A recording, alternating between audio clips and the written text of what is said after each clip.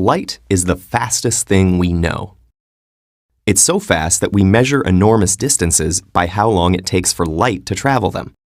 In 1 year, light travels about 6 trillion miles, a distance we call 1 light year. To give you an idea of just how far this is, the moon, which took the Apollo astronauts 4 days to reach, is only 1 light second from Earth. Meanwhile, the nearest star beyond our own sun is Proxima Centauri, 4.24 light years away. Our Milky Way is on the order of 100,000 light years across. The nearest galaxy to our own, Andromeda, is about 2.5 million light years away. Space is mind-blowingly vast.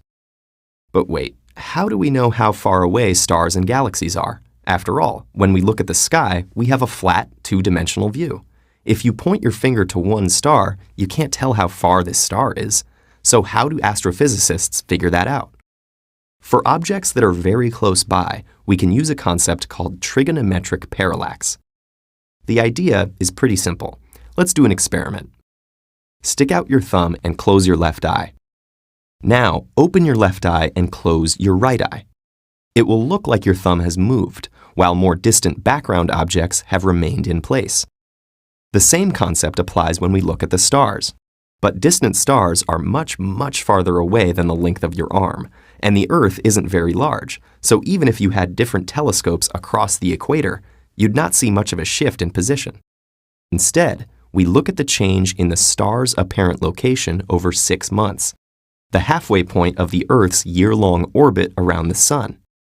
When we measure the relative positions of the stars in summer and then again in winter, it's like looking with your other eye. Nearby stars seem to have moved against the background of the more distant stars and galaxies. But this method only works for objects no more than a few thousand light years away.